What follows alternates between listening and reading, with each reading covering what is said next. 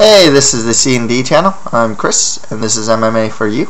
I'm going to be doing my prediction, my post-fight analysis for Bellator 43 that just happened on May 7th. But before we get into that, I'd like to thank our sponsors, GoBusiness123.com, DeMarcus Sunglasses Boutique in Laguna Beach. Please support your local mom and pop shops, and DeMarcaUSA.com. So yeah, let's get right to it. Let's see. Michael Osborne beat Mike Schwartz by TKO in the first round. David Rickles beat Richard Bufanobong by submission in the second round. David Rickles, this is actually his second Bellator win, and he's actually 7-0. He's a 7-0 prospect. I'll be looking out for this guy. He looked pretty good. Seemed to be getting out wrestled by Richard B. But then I think Richard was going for some pretty sloppy shots somewhere along that fight, and Rickles was definitely able to capitalize on that. Next after that, Ron Sparks beat Vince Lucero by his first submission victory in the first round. You know, the thing is, Sparks is undefeated. He hits hard. He has some skills, but I mean, the guy's in his mid-30s. It's hard to call. I mean, like, so is Shane Carwin, I guess, but like, it's hard to call like Ron Sparks like a legit heavyweight prospect, mainly because of his age. Fun fighter. Obviously, he's a guy that's looking for the finish. You know. Despite getting a key lock, I mean, I still see fights like this where it's kind of like that old school heavyweight type, where it's kind of like they're trying to get the finish in the first round. They're not in like the best shape, you know what I mean? Compared to like, especially some like the UFC heavyweights or some Strikeforce heavyweights, you know. That's the impression I get from like Sparks and Lucero, like that old school, want to finish in the first round type heavyweights.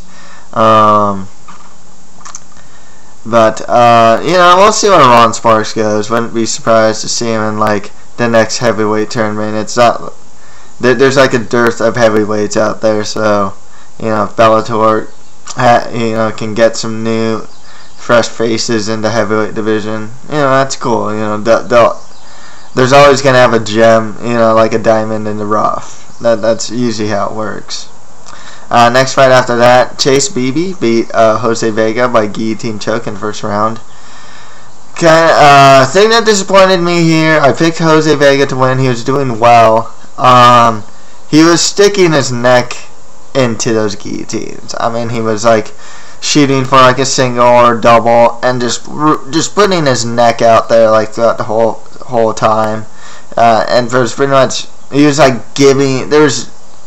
When he got to guillotine, this was like the second or third time I noticed. I was like, "Hey, Jose, don't put your neck in there anymore."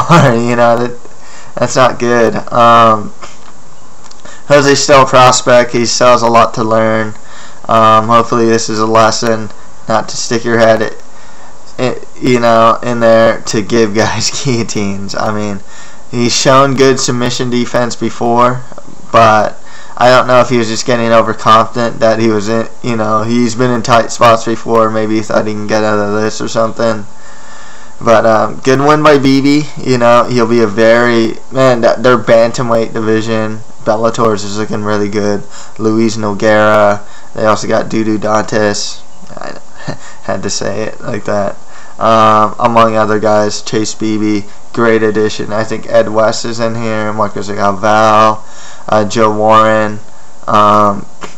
Goldsby versus Morrison is gonna have a qualifier as well. So they got a really strong 135 pound division.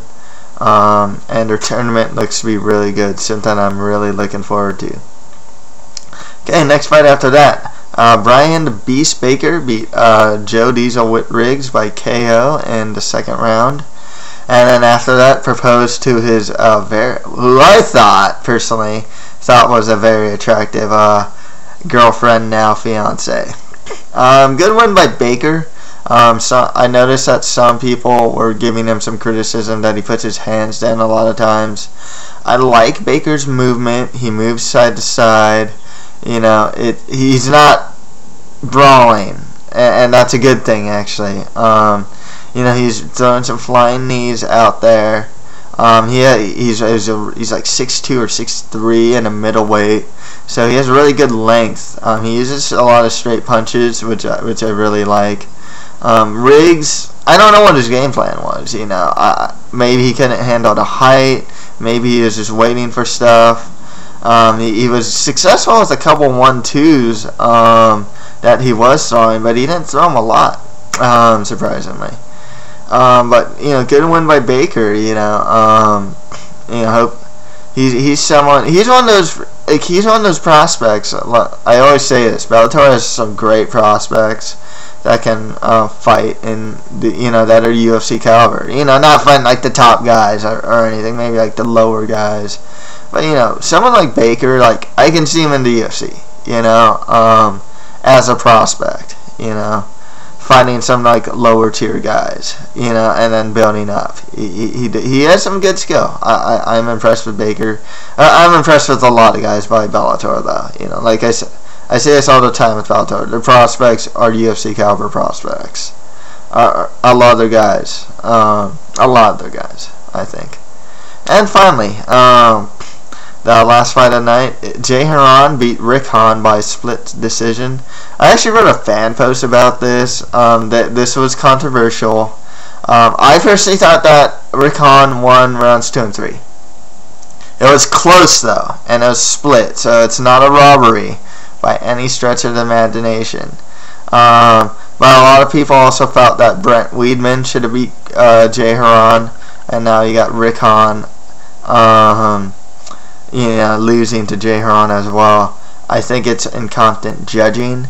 There's a lot of people these days, especially after the Joe Warren Marcus Galvao fight, that really is thinking that fight fixing is involved in Bellator. I don't agree, but you know, bad judging will lead to this. That's the thing. Bad judging will make people think that there's some form of fight fixing involved, which is really bad. I talk about what I call the negative stigma towards Bellator. Good win by Haran. Rick Hahn, he's really improving, you know, doing a lot more stand-up these days. I hope it's not a case where he falls in love with stand-up and forgets what brought him to the game and his judo. But,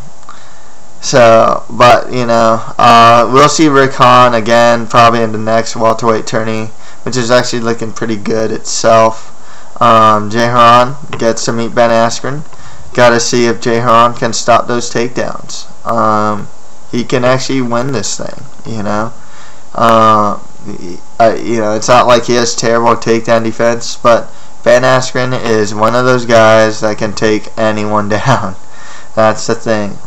So we'll see how that goes. I'm actually very interested in seeing Jay Haran versus Ben Askren in the future.